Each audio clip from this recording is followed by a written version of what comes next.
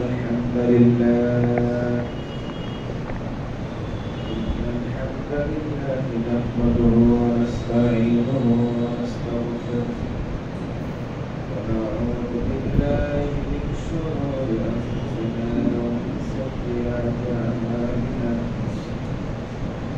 ومن سيئات أعمالنا من يهده الله فلا مضل له ومن يضلل فلا هادي له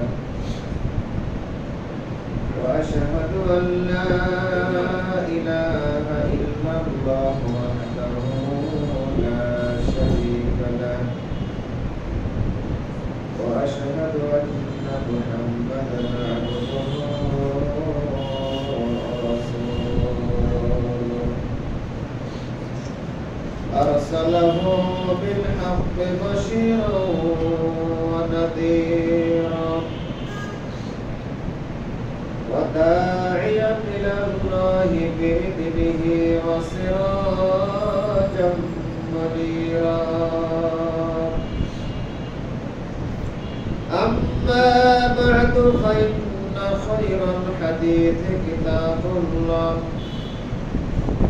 وخير الهدي هدي محمد صلى الله عليه وسلم وشر الأمور محدثاتها وكل محدثة بدعة وكل بدعة ضلالة وكل ضلالة في النار أعوذ بالله من الشيطان الرجيم بسم الله الرحمن الرحيم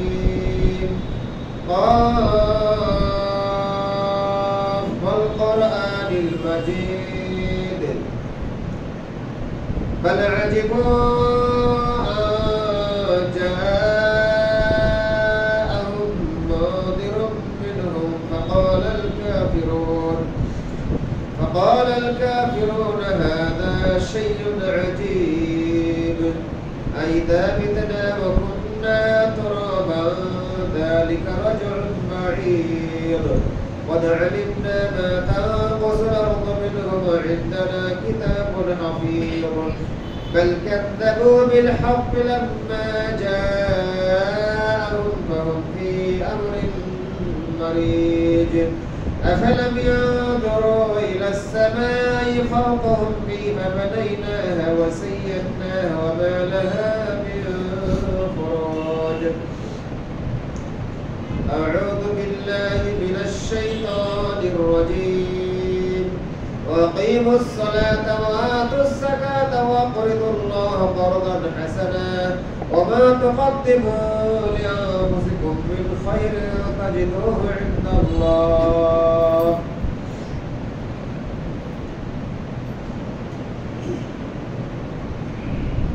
والذين لا ينفقون في سبيل الله عزة ولا أذان ولا فتنة لا ينفقونها في سبيل الله فبشرهم بعذاب أليم يوم يحمى عليها في نار جهنم فتقضى بها جباههم وجنوبهم هذا ما كنزتم لأنفسكم فذوقوا ما كنتم تكنزون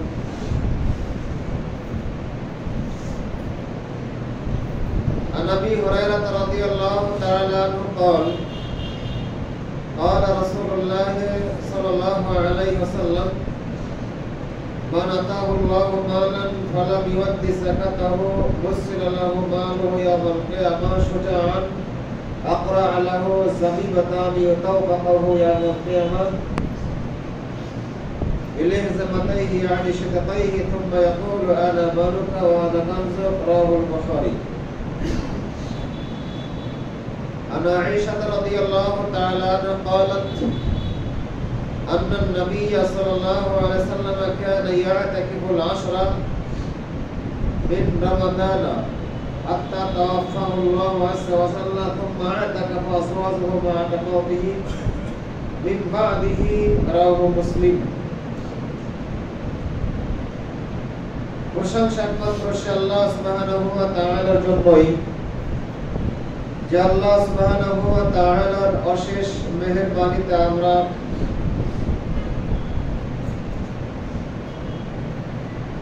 যথাসময়ে মসজিদে সমবেত হওয়ার তৌফিক এনায়েত পেয়েছি। সে আল্লাহ সুবহানাহু ওয়া তাআলার দেয়া জবান খুলে বলি আলহামদুলিল্লাহ। দরুদ এবং সালাম বর্ষিত হোক আমাদের নবী মুহাম্মদ রাসূলুল্লাহ সাল্লাল্লাহু আলাইহি ওয়াসাল্লামের প্রতি। সম্মানিত মুসলিমবৃন্দ, আজকে জুমার খুতবায় সংক্ষিপ্ত সময়ে আলোচ্য বিষয় যাকাত, ইসলামী অর্থনীতি, পাশাপাশি আংশিক হিসাবে থাকবে ইতিকাফ এবং চলমান কিছু প্রেক্ষাপট। এগুলো বিষয়ে সংক্ষিপ্ত বিবরণের চেষ্টা করব। আলাইহি তাওয়াক্কালতু ওয়া ইলাইহি উনীব। সম্মানিত মুসলিমবৃন্দ, আল্লাহ সুবহানাহু ওয়া তাআলা যুগে যুগে নবী এবং রাসূল প্রেরণ করেছেন মানুষকে পরিশুদ্ধ করে, মানুষকে পবিত্র করে, জান্নাতের উপযোগী করে গড়ে তোলার জন্য। আল্লাহ বছরে একবার রমজান দেন। আল্লাহ চান সব মানুষ জান্নাতে চলে যায়, এটা আল্লাহর চাওয়া। সব মানুষ, পৃথিবীর সব মানুষ যদি একবার জান্নাতের গেট দিয়ে একসাথে ঢোকে, জান্নাতে কোনো ভিড় হবে নাকি? আল্লাহ তো শখ করে, মায়া করে, মহব্বত করে বনি আদমকে জান্নাত দেওয়ার জন্যই তৈরি করেছেন, জাহান্নামের আগুনে পোড়ানোর জন্য নয়।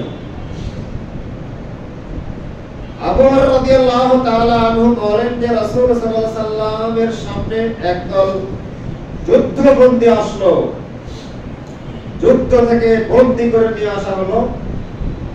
তো তন্মধ্যে একজন মহিলা ছিল, একজন মহিলা ছিল। তো মহিলার বুকে স্তনে দুধ খুব ঝরছিল, দুধ ভর্তি ছিল। তো যুদ্ধ বন্দীদের মধ্যে থেকে সে একটা বাচ্চা খুঁজতেছিল, একটা বাচ্চা কোথায় পাওয়া যায় তাকে দুধ পান করে বুকটা খালি করবে।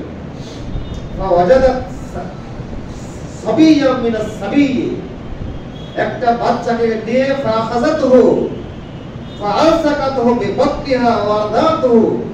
বাচ্চাকে খুঁজে বের করে তুলে নিয়ে পেটের সঙ্গে লাগিয়ে নিয়ে দুধ পান করালেন।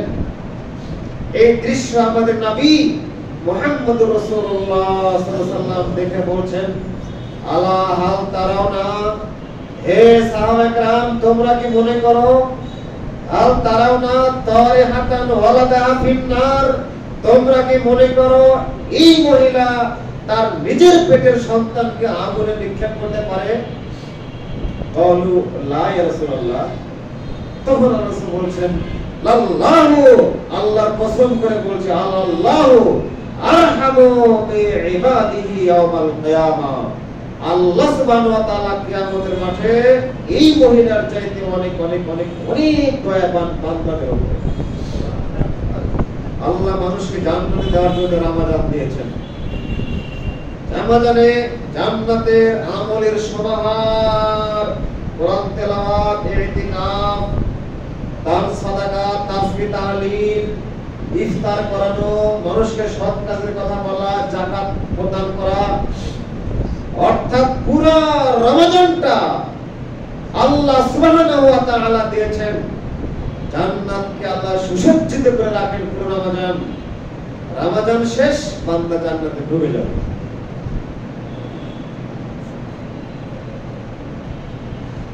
রমজান শব্দের অর্থই হচ্ছে কোনো কিছুকে জ্বালিয়ে পুড়িয়ে ছাই করে ভস্ম করে একেবারে শেষ করে দেওয়া, এর নাম রমজান। বলছিলাম যুগে যুগে নবী এবং রাসূলকে আল্লাহ পাঠালেন। আমাদের নবী মুহাম্মদুর রাসূলুল্লাহ সাল্লাল্লাহু আলাইহি সাল্লামকে লক্ষ্য করে মহান আল্লাহ বলেন, সূরা তাওবা আয়াত 103, খুয মিন আমওয়ালিহিম সাদাকাতান ফাতুতাহিরুহুম খাস মিন আমওয়ালিহিম সাদাকাতান তুতাহিরুহুম ওয়া তুযাক্কিহিম বিহা। হে মুহাম্মদ সাল্লাল্লাহু আলাইহি ওয়াসাল্লাম, আপনি আপনার নিসাবধারী মুসলিম যারা আছে তাদের সম্পদ থেকে আপনি যাকাত বের করেন। আপনি সম্পদশালী নিসাব পরিমাণ সম্পদ যাদের ঘরে আছে তাদের ঘর থেকে আপনি সম্পদ বের করে নিয়ে আসেন। অতুযাক্কিহিম, আপনি তাদেরকে পবিত্র করেন। অতুযাক্কিহিম বিহা, আপনি যাকাত গ্রহণ করার মাধ্যমে তাদেরকে আপনি পরিশুদ্ধ করেন। অত্র আয়াতে আল্লাহ সুবহানাহু ওয়া তাআলা মুহাম্মদ সাল্লাল্লাহু আলাইহি ওয়াসাল্লাম তার নবীকে নির্দেশ প্রদান করলেন, আপনি তাদেরকে এই কথা বলেন না, এই আমার উম্মত তোমাদের উপর যাকাত ফরজ, যাও ডিসি অফিসে যাকাত জমা দিয়ে আসো, এটা না।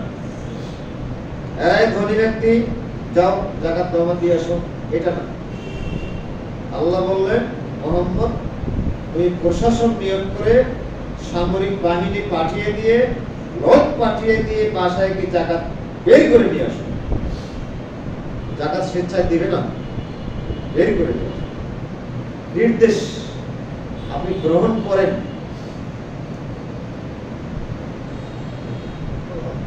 আব্দুল্লাহ বিন উমর রাদিয়াল্লাহু তাআলা আনহু বলেন, রাসূল সাল্লাল্লাহু আলাইহি ওয়াসাল্লাম বলেছেন, বুনিয়াল ইসলামু আলা খামস, পাঁচটি খুঁটির উপর ইসলাম দাঁড়িয়ে আছে। ইসলাম দণ্ডায়মান হয়ে আছে পাঁচটি খুঁটির উপর। এক, সবাই আমরা জানি, এই হাদিস সবার জানা, সহিহ বুখারীর ৫৬ নম্বর হাদিস। ইসলাম দাঁড়িয়ে আছে পাঁচটি খুঁটির উপর। তার মধ্যে ৩ নম্বর খুঁটি হচ্ছে যাকাত।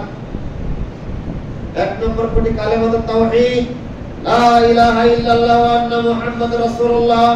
এই কালেমা যার নেই সালাত টিকবে না। এই কালেমা যার নেই তার সালাত টিকবে না। যার সালাত আছে কালেমা নেই, সালাত টিকবে না। নিসাব পরিমাণ সম্পদ আছে থাকা সত্ত্বেও যাকাত দেবে না, তার সালাত টিকবে না। নিসাব পরিমাণ সম্পদ আছে, বরাবর স্বেচ্ছায় যাকাত দেওয়ার ব্যাপারে অস্বীকৃতি জ্ঞাপন করে, তার সালাত টিকবে না, তার কালেমা টিকবে না। কেননা আল্লাহ সুবহানাহু ওয়া তাআলা ৮২ বার সালাতের কথা বলেছেন মহাগ্রন্থ আল কোরআনুল কারীমে। যেখানে সালাত সেখানে যাকাত। ৩২ বার আল্লাহ বলেছেন, সালাতের সঙ্গে যাকাতকে অ্যাড করে দিয়েছেন ৩২ জায়গায়। যাকাতকে শুধু আলাদা করে বলেছেন ২৭ জায়গায়। ৮২ বার সালাত, যাকাত শুধু ৩২ বার একসঙ্গে, ২৭ বার শুধু যাকাত আলাদা করে আল্লাহ সুবহানাহু ওয়া তাআলা বলেছেন। তার মানে ইসলাম হলো সাম্যের ধর্ম। বৈষম্য ইসলাম বরদাস্ত করে না। বৈষম্য ইসলাম বরদাস্ত করে না। সালাত, যাকাত, দিন সমাজ ব্যবস্থা থাকলে ওই সমাজে বৈষম্য থাকবেই থাকবে। ইসলাম সাম্যের ধর্ম। বৈষম্যহীন সমাজ প্রতিষ্ঠা করার লক্ষ্যে যাকাতের বিকল্প কোনো পথ ঘাট নেই। কেউ যদি অর্থনৈতিক সাম্য প্রতিষ্ঠা করতে চায় সমাজে, তাহলে প্রথম স্লোগান দিতে হবে, প্রথম ডাক দিতে হবে, স্লোগান দিতে হবে, যাকাত ভিত্তিক অর্থনৈতিক ব্যবস্থা চালু করতে হবে। এই একটার মধ্যে সব সমাধান নিহিত আছে। 10 তলার গাছতলা এরকম থাকবে না ব্যবধান। 10 তলার গাছতলা থাকবে না এরকম বৈষম্য, যদি সমাজে অর্থনৈতিক ব্যবস্থা যাকাত প্রচলন করা যায়। বাংলাদেশে যারা ক্ষমতায় আছে ছিল, এই সহজ একটা বুঝ তাদের কেন ঢোকে না আমরা জানি না। যদি ইসলামী মূল্যবোধী কেউ হয়ে থাকে, তাহলে আমরা অবশ্যই এটা দাবি করব যে আমরা যাকাত ভিত্তিক অবশ্যই ইসলামী ঘোষণা এবং আইন, সংবিধানে এই আইন অন্তর্ভুক্তি করা প্রয়োজন।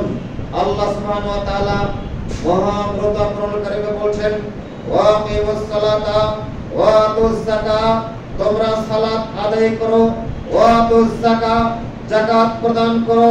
ওমা তুকদ্দিমু লিআনফুসিকুম মিন খায়রিন তাজিদুহু ইনদাল্লাহ, রমজান হোক আর রমজান ছাড়া হোক, তোমরা নিজেদের কল্যাণের জন্য যা কিছু অর্জন করবে সব কিছু আল্লাহর নিকটে সংরক্ষণ ভাবে থাকবে। তোমরা সব আল্লাহর নিকটে পৌঁছানো পুরস্কার পাবে।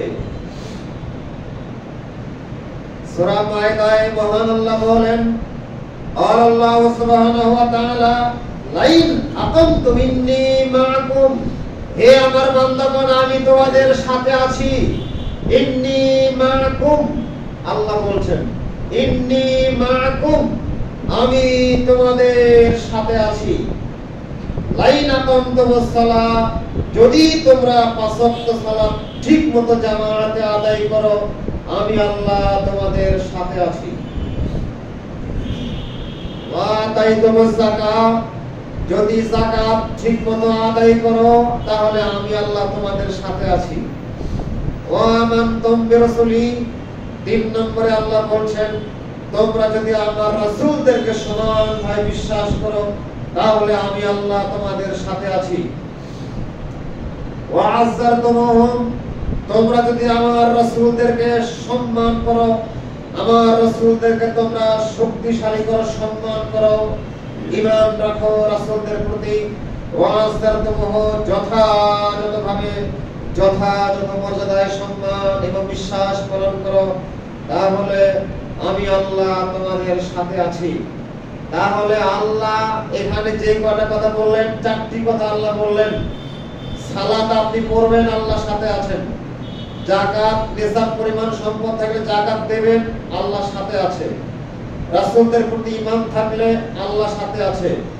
রাসূলদের প্রতি সম্মান করলে আল্লাহর সাথে আছেন।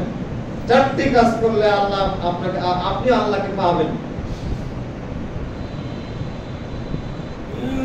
সম্মানিত মুসলিম বন্ধু, এই হাদিসটা আমাদের সবার জানা। ইসলামের 5টা খুঁটি, 5টা খুঁটির মধ্যে 3 নম্বর খুঁটি হচ্ছে যাকাত। আর হজ কয় নম্বর? 4। রমজানের সিয়াম কয় নম্বর? 5। রমজানের সিয়াম 5 নম্বর। বেনামাজিও সিয়াম পালন করে, জীবনে এক ওয়াক্ত সালাত করে না, কিন্তু সিয়াম রোজা ঠিকই থাকে। আছে না এরকম মুসলিম? এরকম সাইম আছে না এরকম? আছে। তাহলে 1 নাই, 2 নাই, 3 নাই, 4 নাই, 5 নম্বর নিয়ে খুব ব্যস্ত। এর সিয়াম হবে? 1 নাই, 2 নাই, 3 নাই, 4 নম্বর হজ। হজ নিয়ে ব্যস্ত, টাকা আছে, প্রতি বছর হজ করে, প্রতি বছর উমরা করে। এরকমও দেখা যায় প্রতিবার হজ মামলা সফরে চলে গেছে। নাই, কোথায় গেছে? উনি হজে গেছে। কোথায় গেছেন? উমরাতে চলে গেছে। টাকা আছে, ওর সালাতও লাগে না, যাকাতও লাগে না। ওর পাশে ঘরে একজন লোক গাছতলা অবস্থান করে, প্রতি বছর উমরা করে। বলছিলাম আল্লাহ সুবহানাহু ওয়া তাআলা কোরআনুল কারিমে যত জায়গায়, যত আয়াতে, যতগুলো সূরাতে যাকাতের কথা বলেছেন, আসলে সবগুলো তো আলোচনা করা সম্ভব নয় সংক্ষিপ্ত জুমার খুতবায়। আবু হুরায়রা রাদিয়াল্লাহু তাআলা আনহু বলেন, রাসূল সাল্লাল্লাহু আলাইহি সাল্লামের নিকটে একজন গ্রাম্য, একজন পল্লী এলাকার লোক আসলেন। এসে বলছেন, আল্লাহর নবী, দুল্লানি আলা আমালিন, আমাকে এমন একটা আমলের কথা বলুন, ইযা আমিলতুহু দাখালতু জান্নাতা, যদি আমি ওই আমলটা করতে পারি তাহলে জান্নাতে প্রবেশ করতে পারবো। আমাকে এমন একটি আমলের কথা বলে দিন যে আমল করলে আমি জান্নাত পেতে পারি। কিন্তু একই কথা আরেক সাহাবী বলছেন, আবু আইয়ুব আনসারী রাদিয়াল্লাহু তাআলা আনহু বলেন, রাসূল সাল্লাল্লাহু আলাইহি ওয়াসাল্লামকে তিনিও বললেন, আল্লাহর নবী, আমাকে এমন একটি আমলের কথা বলে দিন। আখবিরনি, আমাকে আপনি এমন একটি আমলের কথা বলে দিন, ইউদখিলুনি জান্নাতা, যে আমলটা আমাকে জান্নাতে ঢুকিয়ে দেবে। আল্লাহর নবী, এমন একটা আমলের কথা আমাকে বলুন, ওয়া ইউবাইদুনি আনিন নার, যে আমল করলে, যে আমলটা আমাকে জাহান্নাম থেকে রক্ষা করতে পারবে, আমি জাহান্নামের শাস্তি সহ্য করতে পারবো না। আল্লাহর নবী, এমন একটি আমলের কথা আমাকে বলুন যে আমল করলে যে আমলটা আমাকে জাহান্নাম থেকে রক্ষা করতে পারবে। তখন মুহাম্মদ রাসূলুল্লাহ সাল্লাল্লাহু আলাইহি সাল্লাম বলেন, তা'বুদাল্লাহ ওয়া লা তুশরিক বিশাইআ, হে বান্দা, হে জনৈক গ্রাম্য পল্লীর মানুষ শুনো, আনতা'বুদাল্লাহ, তুমি আল্লাহরই দাসত্ব করো, তোমার জীবনের সর্বাঙ্গীন, জীবনের সার্বিক মুহূর্ত পর্যন্ত একমাত্র কেবলমাত্র আল্লাহরই দাসত্ব করো, আল্লাহরই ইবাদত করবে। ওয়ালা তুশরিক বিশাইআ, আল্লাহর দাসত্ব করার ক্ষেত্রে কোনো কাউকে ভাগ দিবে না, ইবাদত করার ক্ষেত্রে ইবাদতের মধ্যে অন্য কাউকে ঢোকাবে না, তার মানে শিরিক করবে না। অতুকিমাস সালাত, পাঁচ ওয়াক্ত সালাত ঠিকমতো আদায় করবে, ওয়া তাসওয়াতু ওয়া যাকাত, যাকাত ঠিকমতো প্রদান করবে, ওয়া তাসুম রমাদান, রমজানের সিয়াম পালন করবে। এক, আল্লাহর নবী এই ব্যক্তিকে তিনটা আমলের কথা বললেন। এক, তা'বুদাল্লাহ ওয়া লা তুশরিক বিশাইআ। দুই, ওয়া তাকুমুস সালাত, সালাত কায়েম করবে। তিন, যাকাত প্রদান করবে। চার, সিয়াম পালন করবে। চারটি নির্দেশ প্রদান করে বললেন, ফালাম্মা ওয়াল্লাহ, লোকটা যখন চলে যাচ্ছে, আল্লাহর নবীর কথা শুনে লোকটা ফালাম্মা ওয়াল্লাহ পেছন দিকে চলে যাচ্ছে আর বলছে, আল্লাহে, আল্লাহর কসম করে বলছি, লা আযিদু আলা হাদা ওয়ালা আনকুস, আল্লাহর নবী আমাকে যা বললেন তার চেয়ে বেশিও করব না, কমও করব না। আল্লাহর কসম করে বলছি, আল্লাহর নবী আমাকে আজকে যে কটা আমলের কথা বললেন, আমি এর চেয়ে বেশিও করব না, কমও করব না। লোকটা এই কথা বলছে আর যাচ্ছে, চলে যাচ্ছে। এই কথা রাসূলের কানে ভেসে আসছে, লোকটা এই কথা বলল, সাথে সাথে আল্লাহর রাসূল সাহাবায়ে কেরামকে বলছেন, এই সাহাবায়ে কেরাম শোনো, মান সাররাহু আন ইয়ানদুরা ইলা রাজুলিন মিন আহলিল জান্নাহ ফালইয়ানদুর ইলা হাদা, তোমাদের মধ্যে কেউ যদি জান্নাতি কোনো মানুষকে দেখতে চায়, তোমাদের মধ্যে কেউ যদি জান্নাতের কোনো সদস্যকে দেখতে চায়, সে যেন এই লোকটা দিকে তাকায়। এই লোকটা জান্নাতে চলে গেছে। বলুন তো, এই লোকটা কি যে চারটি আমলের কথা শুনলো, এই আমল কি শুরু করেছে? শুরু করেছে? করেনি। ইবাদত তো শুরুই করেনি, কেবল সাক্ষাৎকার দিয়ে চলে গেল।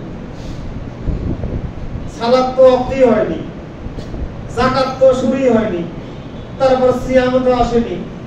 তাহলে এই কথা শুনে যাচ্ছে আর বলছে, আমি এর চেয়ে বেশিও করব না, কমও করব না। এই কথা শুনে আল্লাহর রাসূল কি মন্তব্য করলেন? কেউ যদি কোন জান্নাতের সদস্যকে দেখতে চায়, সদস্যকে দেখে আনন্দিত হতে চায়, তাহলে সেজন্য এই লোকটার দিকে তাকায়। তার মানে ও জান্নাতে চলে গেছে। সে যে জান্নাতে চলে গেছে, এই সংবাদ রাসূলকে কে দিয়েছে? আল্লাহ দিয়েছেন ওহী নাযিলের মাধ্যমে। রাসূল নিজের থেকে কোনো কথা বলেননি। ওমা ইয়ানতিকু আনিল হাওয়া, আল্লাহর নবী নিজের থেকে কোনো বক্তব্য দেননি। আল্লাহর পক্ষ থেকে ওহীর মাধ্যমে তিনি জানতে পারলেন লোকটা জান্নাতে চলে গেছে। বলেন তো কেন জান্নাতে গেল? এর নাম আহলে হাদিস, এর নাম সালাফি। এই কারণ যে ধরতে পারবে তার নাম আহলে হাদিস, তার নাম সালাফি, তার আকীদা ঠিক আছে। ওই লোকটা ভুলে গেল। এই হাদিসটার ব্যাখ্যা আরেকটা আয়াত নিয়ে আসে। আল্লাহ বলছেন, ওয়াকিমুস সালাতা ওয়া আতুজ যাকাত ওয়া আতিউর রাসূল লাআল্লাকুম তুরহামুন।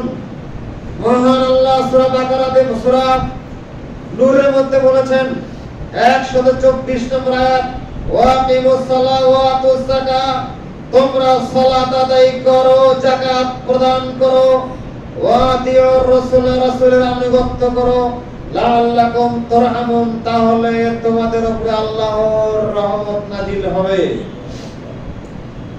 এখানে আসলো সালাত। 2 নম্বর যাকাত। তিন নম্বর হলো রাসূলের আনুগত্য। আল্লাহর আনুগত্যের কথা এখানে নাই।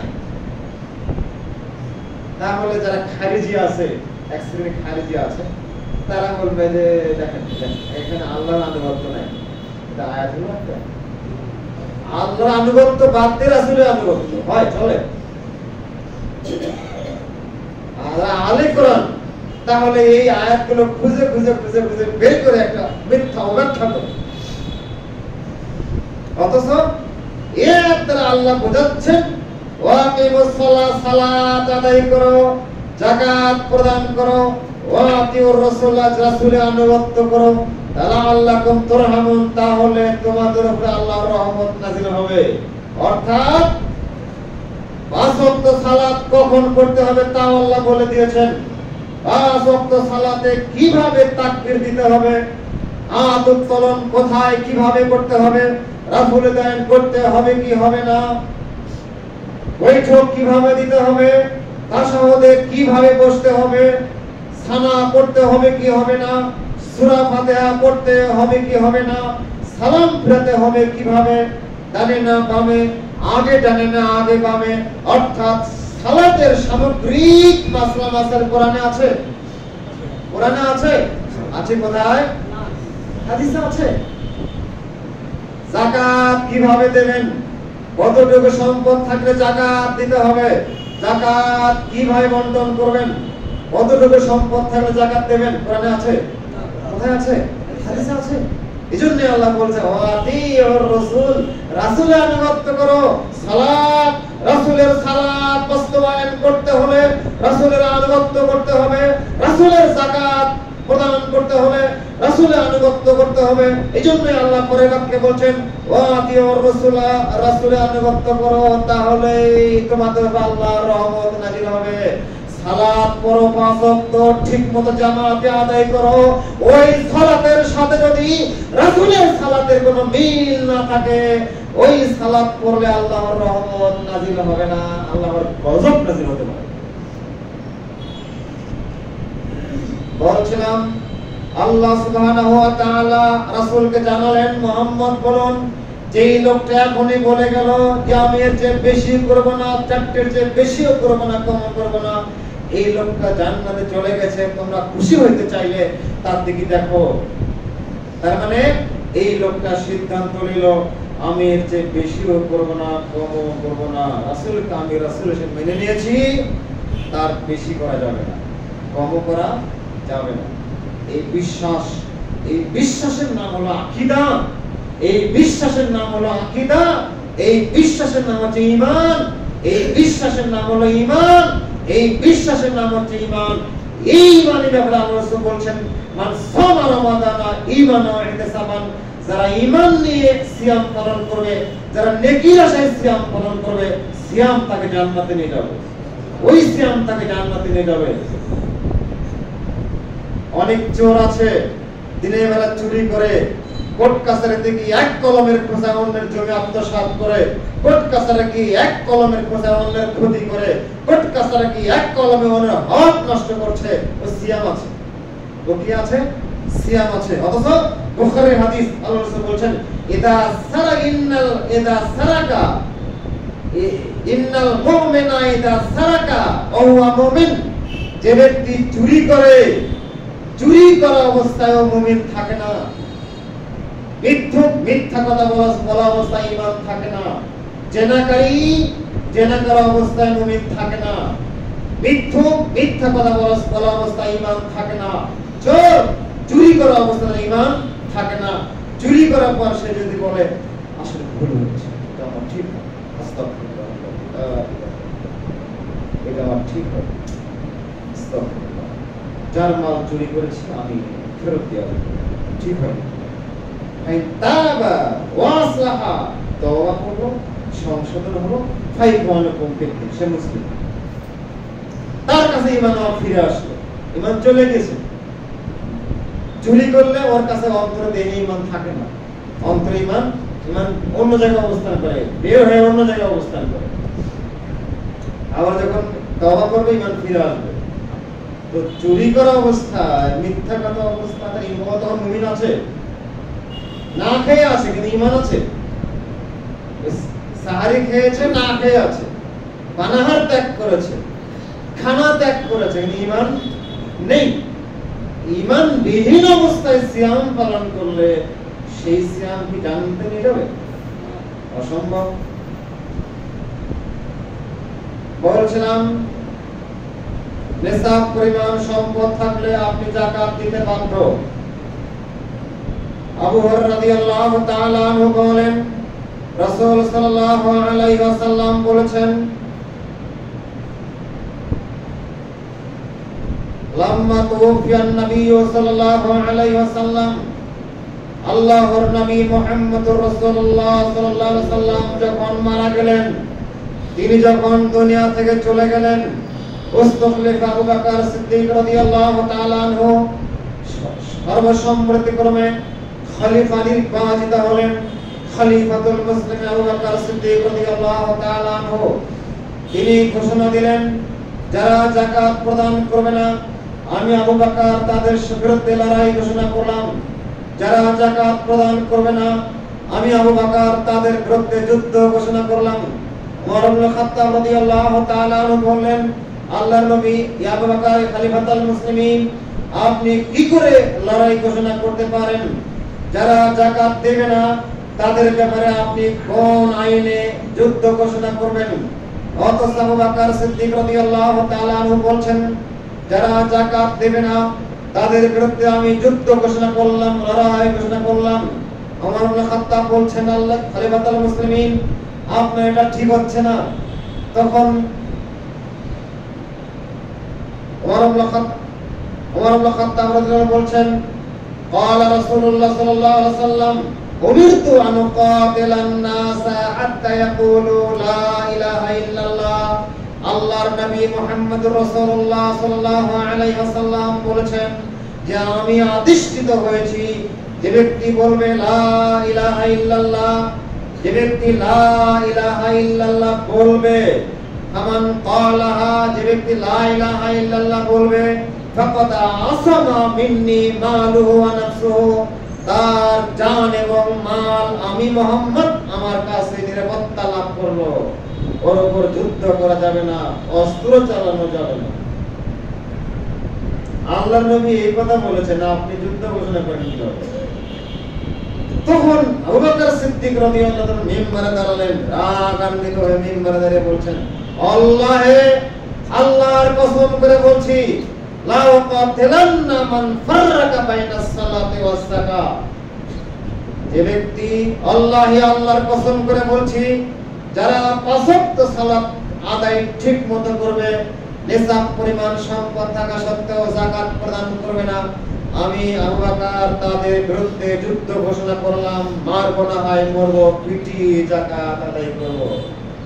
মারবো না হয় মরবো, পিটিয়ে যাকাত আদায় করব।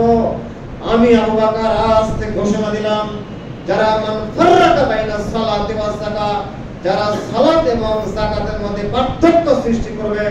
ইসলামের বুনিয়াদ পাঁচটি, ইসলামের খুঁটি হলো পাঁচটি, পাঁচটির সমান শক্তি রয়েছে, পাঁচটির সমান শক্তি রয়েছে। কেউ যদি একটিকে খাটো মনে করে, যদিও কালেমা তাওহীদের অনেক অনেক অনেক অনেক পাওয়ার, অনেক শক্তির তুলনা হয় না, তারপর পাঁচটি খুঁটি বলা হয়েছে। যাকাত একটি খুঁটি, সালাত একটি খুঁটি, সালাত এবং যাকাতের মধ্যে পার্থক্য সৃষ্টি করবে। আমি আবু বকর লা উকাতিলুন্না, তাদের বিরুদ্ধে লড়াই ঘোষণা করব। আল্লাহর কসম করে বলছি, লাউ মানাউনি আনা কান ইওয়াদুনাহু ইলা রাসূলিল্লাহ সাল্লাল্লাহু আলাইহি ওয়াসাল্লাম, রাসূল সাল্লাল্লাহু আলাইহি ওয়াসাল্লামের যুগে যেই সমস্ত লোকেরা যাকাত প্রদান করেছে, ওর যাকাত দিয়েছে, 5টা উট থাকলে আসলে একটা উট দিতে হবে, যদি 20টা 30টা ছাগল থাকে একটা ছাগল দিতে হবে, 40টা 30টা গরু থাকে একটা গরু দিতে হবে, 40টা ছাগল থাকে একটা ছাগল দিতে হবে। উট, দুম্বা, গরু, ছাগল যাকাত দিতে এসে শুধু উট দিয়ে চলে গেছে, রশি দেয়নি। ছাগল যাকাত দিয়ে রশি নিয়ে চলে গেছে। রাসূলের যুগে ছাগলও দিয়েছে, রশিও দিয়েছে। রাসূলের যুগে উটও দান করেছে, ছাগল উটও দিয়েছে, রশিও দিয়েছে, রাসূলের যুগে খেজুরও দিয়েছে, আবার বস্তাও দিয়েছে। আমি আবু বকর আমার যুগে যদি উট দান করে উট দিয়ে যায়, রশি না দেয়, আমি আবু বকর আমার যুগে যদি দুম্বা যাকাত দেয় আবার রশি না দেয়, লাউ মানাউনি আনা কান কান ইউদ্দুনা ইলা রাসূল সাল্লাল্লাহু আলাইহি ওয়াসাল্লাম, ওই রশির জন্য আমি যুদ্ধ ঘোষণা করব, পিটিয়ে রশি আদায় করব, মারব না হয় মরব। যাকাত তো দিতে হবেই হবে, রশিও দিতে হবে, ওসর হিসেবে যাকাত তো হিসেবে ওসর হিসেবে ধান তো দিতে হবেই হবে, বস্তাও দিতে হবে। বস্তার জন্য আমি যুদ্ধ ঘোষণা করব, পিটিয়ে যাকাত আদায় করব, বস্তাও আদায় করব। খলিফাতুল মুসলিমের এরকম কঠোর এবং দ্ব্যর্থহীন বক্তব্য শুনে ওমর ইবনে খাত্তাব রাদিয়াল্লাহু তাআলা আনহু বলছেন, আল্লাহে আল্লাহর কসম করে বলছি, খলিফাতুল মুসলিমিন আল্লাহে আল্লাহর কসম করে বলছি, মা হুয়া ইল্লা আন কাইতু মা হুয়া ইল্লা আন রাইতু কদ শারাহাল্লাহু সাদরা আবি বকর সিদ্দিক রাদিয়াল্লাহু তাআলা আনহু। আল্লাহে আল্লাহর কসম আমি বুঝতে পারলাম, আমার এই জ্ঞান এখন হলো, আমার হুশ এখন ফিরলো, আসলেই আবু বকর সিদ্দিক রাদিয়াল্লাহু তাআলা আনহুর দিল, আবু বকরের হৃদয়কে, আবু বকরের বক্ষকে আল্লাহ ইসলামের জন্য প্রশস্ত করে দিয়েছেন। আন্নাহুল হক, তিনি হকের উপর আছেন। আমার ফতোয়া ভুল হয়ে গেছে, আবু বকরের ফতোয়াই ঠিক, আমি এটাই বুঝতে পারলাম। ইসলামের জন্য আল্লাহ আবু বকরের বক্ষটাকে প্রশস্ত করে দিয়েছেন। আবু বকর রাদিয়াল্লাহু তাআলা আনহু বলেন, রাসূল সাল্লাল্লাহু আলাইহি ওয়াসাল্লাম বলেছেন, মান আতাহুল্লাহু মালান ফালাম ইউদ্দি যাকাতাহু, যাদেরকে আল্লাহ সম্পদ দিয়েছেন, যাকাত প্রদান করার সামর্থ্য আছে, ফালাম ইউদ্দি যাকাতাহু, যাকাত ঠিকমতো আদায় করেনি, মুসলাল্লাহু মালুহু ইয়াউমাল কিয়ামাহ, কিয়ামতের মাঠে তার সব সম্পদকে আল্লাহ একটা বিষধর অজগর সাপে পরিণত করবেন। মুসলাল্লাহু মালুহু ইয়াউমাল কিয়ামাহ সুজাআন আকরা লাহু সাবিবাতান, যেই বিষাক্ত বিষধর কালো একটা সাপে আল্লাহ রূপান্তরিত করবেন, যেই সাপের মাথায় কালো একটা দাগ থাকবে, যেই সাপটা হবে টাক মাথা, যেই সাপের মাথায় কোনো চুল থাকবে না, টাক মাথাওয়ালা সাপ হবে। ওই সাপের মাথায় দুইটা ফোঁটা থাকবে, বেলাহজা মাতাইহে, দুই সাপের মাথায় দুইটা ফোঁটা থাকবে, কালো ফোঁটা থাকবে, ইয়ানি শিদাকাইহে, দুই পাশে, সুম্মা ইয়াকুলু ওয়ালাহজা সুম্মা ইয়াকুলু আনা মালুকা ওয়া আনা কানজুকা। ওই সাপ সম্পদের মালিককে বারবার দংশন করবে, শিদাকাইহে, দুই গালে দংশন করবে, একবার ডান গালে দংশন করবে, আরেকবার বাম গালে দংশন করবে, ডানে বামে দংশন করবে। আর সাপ বলবে, আনা মানজু মালুকা, আমি তোমার সম্পদ, আমি তোমার অর্থ সম্পদ, ওয়া আনা কানজুকা, আমি তোমার সঞ্চিত সম্পদ, কিয়ামত পর্যন্ত আমি তোমাকে দংশন করতে থাকবো। বিচার হয়ে কি শাস্তি হবে? হবেই। বিচারের মাঠ পার হওয়ার পর শাস্তি কি হবে সেটা আল্লাহ দেখবেন। তবে সাপ বলবে, কিয়ামত না হওয়া পর্যন্ত আমি তোমাকে শাস্তি কামড় দিতেই থাকবো। এরপর মুহাম্মদুর রাসূলুল্লাহ সাল্লাল্লাহু আলাইহি ওয়াসাল্লাম একটি আয়াত তেলাওয়াত করলেন। আল্লাহর নবী মুহাম্মদ সাল্লাল্লাহু আলাইহি ওয়াসাল্লাম সূরা আলে ইমরানের একটি আয়াত করলেন। সূরা আলে ইমরানের 145 নম্বর আয়াতটি আল্লাহর নবী তেলাওয়াত করলেন। সুম্মা তালা রাসূলুল্লাহ সাল্লাল্লাহু আলাইহি ওয়াসাল্লাম, ওয়াল্লাযীনা ইয়াবখালুনা বিমা আতাহুমুল্লাহু মিন ফাদলিহি ওয়াল্লাযীনা ইয়াবখালুনা বিআল্লা ইয়াহসাবান্নাল্লাহু আল্লাযীনা ইয়াবখালুনা বিমা আতাহুমুল্লাহু মিন ফাদলিহি হুয়া শাররুল লাহুম বাল হুয়া খায়রুল লাহুম বাল হুয়া শাররুল লাহুম সুম্মা ইউতাওয়াকাহু ইয়াওমাল কিয়ামাহ মা বাখিলু। মহান আল্লাহ সুবহানাহু ওয়া তাআলা বলছেন, এই সম্পদশালীরা তোমরা যারা আছো, তোমরা যে মনে করছো ওয়াল্লা লা ইয়াহসাবান্নাল্লাযীনা বাখিলু লাবখালু মা আতাহুমুল্লাহু মিন ফাদলিহি। আল্লাহ তোমাদেরকে সম্পদ দান করেছেন, এটা অনেক অনেক অনেক অনুগ্রহ। আল্লাহ তোমাদেরকে সম্পদ দান করেছেন, এই সম্পদটা আল্লাহর পক্ষ থেকে অনেক দয়া। সম্পদ মানে আল্লাহর দয়া, সম্পদ মানে আল্লাহর দয়া। এখানে আল্লাহ বলেছেন মিন ফাদলিহি, অনুগ্রহ। সম্পদ মানে কি? অনেক অনুগ্রহ। সম্পদ পেয়েছেন, অনেক অনুগ্রহ পেয়েছেন, আল্লাহ আপনাকে দয়া করে সম্পদ দিয়েছেন। তবে লা ইয়াহসাবান্না, তোমাদের মনে করা ঠিক হবে না এটা, যারা তোমরা সম্পদের মালিক হয়েছো, আল্লাহর ফজলে ক্রমে তোমরা সম্পদের মালিক হয়েছো, আল্লাহর ফজলে ক্রম, আল্লাহর দয়ার শুকরিয়া আদায় করো, শুকরিয়া আদায় করো। যদি শুকরিয়া আদায় না করো, কৃপণতা বশত সম্পদ গচ্ছিত করে রাখো। মহান আল্লাহ বলছেন, তোমরা হয়তো মনে করছো সম্পদ আমার কাছে থাকলেই কল্যাণ হবে, হুয়া খায়রুল লাহুম, এটাই তোমাদের জন্য কল্যাণ হবে। আল্লাহ বলছেন ভুল সিদ্ধান্ত তোমার, বাল হুয়া শাররুল লাহুম, বরং এটাই তোমার জন্য অকল্যাণ বয়ে নিয়ে আসবে। তুমি মনে করছো সম্পদ কাছে রাখলেই কল্যাণ হয়, ভালো থাকো, আমার সন্তানরা ভালো থাকবে, পরবর্তী জেনারেশন ভালো থাকবে, সম্পদের সোনায় তারা বসবাস করবে, তারা সুন্দর জীবন যাপন করবে। ঠিক তোমার সিদ্ধান্ত ভুল। আল্লাহ বলছেন বাল হুয়া শাররুল লাহুম, বরং এটাতেই তোমার অকল্যাণ রয়েছে। সুম্মা ইয়াতাওবাকুনা মা বাকিলু বিহি ইয়াওমাল কিয়ামাহ, তোমার কৃপণতা বশত যত সম্পদ তুমি গচ্ছিত করে রেখে যাবে, যত সম্পদ তুমি সঞ্চিত করে রেখে যাবে, সব সম্পদ তোমার গলায় ঝুলিয়ে দেওয়া হবে কিয়ামতের মাঠে। এই কথা আল্লাহ সুবহানাহু ওয়া তাআলা বলেন। সব সম্পদ যদি ধনীর সম্পদে ঝুলিয়ে দেওয়া হয়, তাহলে তার দেহ কত বড় হবে, তার অবয়ব কাঠামো কত বড় হবে। আল্লাহ তুমি আমাদের অন্তরকে উন্মুক্ত করে যাকাত দেওয়ার আমাদের মন মানসিকতা করে দাও, আল্লাহুম্মা আমিন। আল্লাহ তুমি আমাদের সম্পদকে পরিশুদ্ধ করার জন্য নিসাব পরিমাণ সম্পদ যাদের আছে প্রত্যেককে যাকাতে শামিল হওয়ার তৌফিক দান করো, আল্লাহুম্মা আমিন। আল্লাহ যারা আমরা উপস্থিত আছি, যাদের নিসাব পরিমাণ সম্পদ আছে, আল্লাহ রমজানের বরকতে আমাদের অন্তরটাকে প্রশস্ত করে দাও, আমাদের অন্তরের কৃপণতাকে দূর করে আমাদেরকে যাকাতে অংশগ্রহণ করার তৌফিক দান করো, আল্লাহুম্মা আমিন।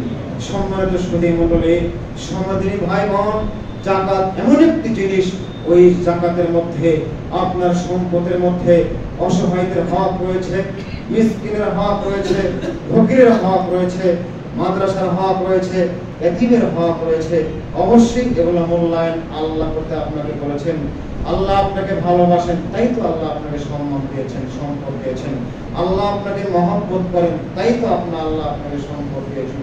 জান্নাতে প্রথম যারা যাবে, আল্লাহ বলছেন কিয়ামতের মাঠে জান্নাতে যে সবচেয়ে ধনী, দুনিয়াতে যে সবচেয়ে সম্পদশালী, এই লোকটা যদি জান্নাতে জাহান্নামে যায়, আল্লাহ বলছেন সবচেয়ে সুখী মানুষ যে দুনিয়াতে আছে, এই লোকটাকে যদি জাহান্নামে একবার সুকর দেওয়া হয়, জান্নাতে অর্থাৎ দুনিয়াতে সবচেয়ে ভোগ বিলাস জীবন যাপন করে, তার মানে সেরা ধনী, সেরা ধনী, এই লোকটাকে যদি জাহান্নামের আগুনে একবার চুকর দিয়ে তোলা হয়, তখন যদি বলা হয় হাল রয়টা খায়রানকার, তো আচ্ছা জো বাইডেন শোনো, তোমার জীবনে সুখ শান্তি কি জিনিস দেখেছো তুমি? তখন বলবে আল্লাহ আল্লাহর কসম করে বলবে না, সুখ শান্তি কি জিনিস আমি জানি না, সুখ শান্তি আরাম আয়েশ কি আমি জানি না।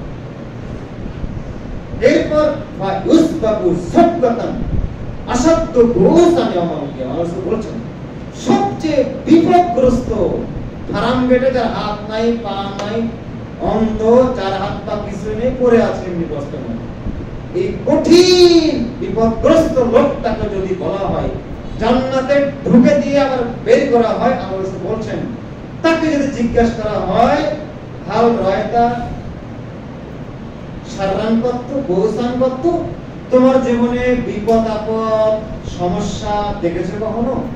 তখন এই লোকটা না, বিপদ আপদ আর কি জিনিস, সমস্যা আবার কি, ক্ষুধা অনটন বিপদ আপদ আমি দেখিনি, এটা কি আবার কি করে? আমি তো কখনো দুঃখ কষ্ট পাইনি কখনো।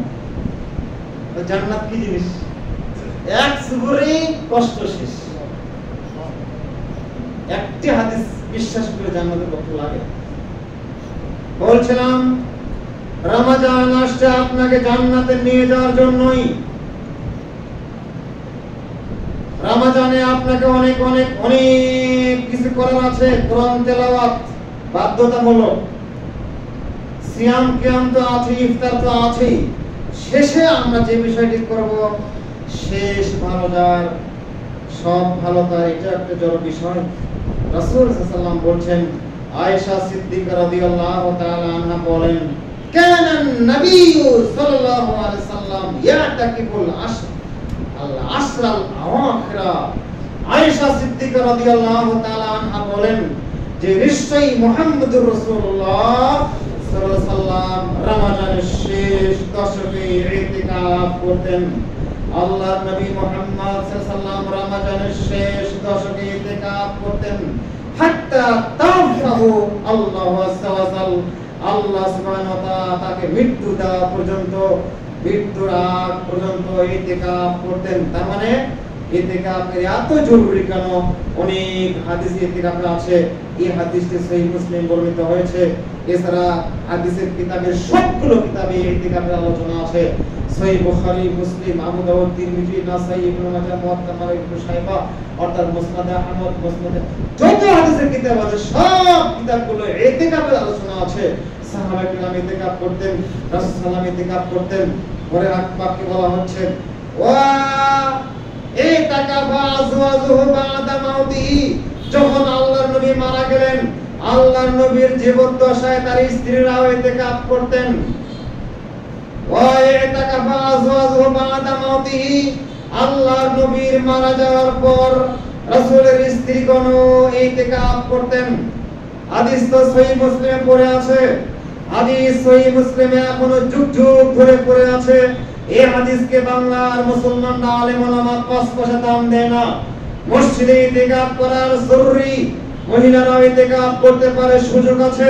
কোন মহিলা যদি ইতিকাফ করতে চায় তাকে বাধা প্রদান করা হারাম। কোন মহিলা যদি ইতিকাফ করতে চায়, স্বামীর উচিত, যদি মসজিদে এরকম ব্যবস্থাপনা থাকে, সুরক্ষিত ব্যবস্থাপনা মসজিদে থাকে, তাহলে স্বামীর উচিত হবে তাকে সার্বিক সহযোগিতা করে ইতিকাফে বিষয়গুলো আঞ্জাম দেওয়া জরুরি।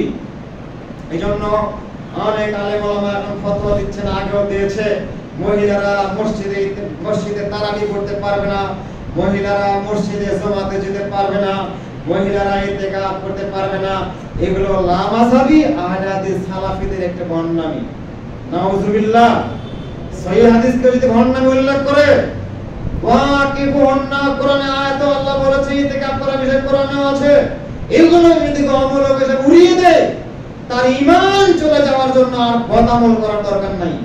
এরকম একটি বাক্যই যথেষ্ট তার ঈমান চলে যাওয়ার জন্য।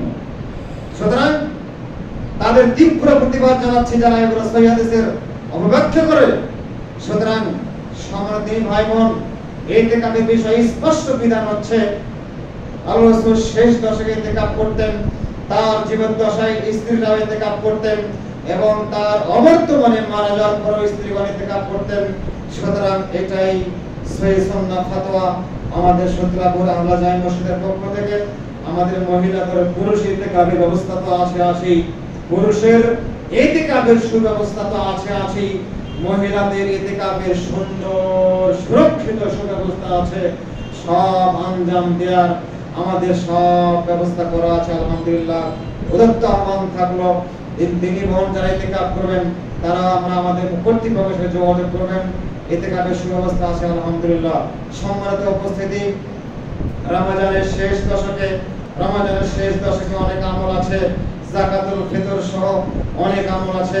এগুলো অবশ্যই আল্লাহ তুমি আমাদেরকে পালন করার তৌফিক দান করো, আল্লাহুম্মা আমিন। পরিশেষে আল্লাহর কাছে কায়মনোবাক্যে আমরা দোয়া করব, বাকিটা হয়েছে বাকি দিনগুলোতে যা হবার হয়েছে আল্লাহ আমাদের সামনের দিনগুলোতে অবশ্যই যথাযথভাবে ঈমান এবং ইহতিসামের সাথে আমল করার তৌফিক দান করো আল্লাহুম্মা আমিন বারাকাল্লাহু লানা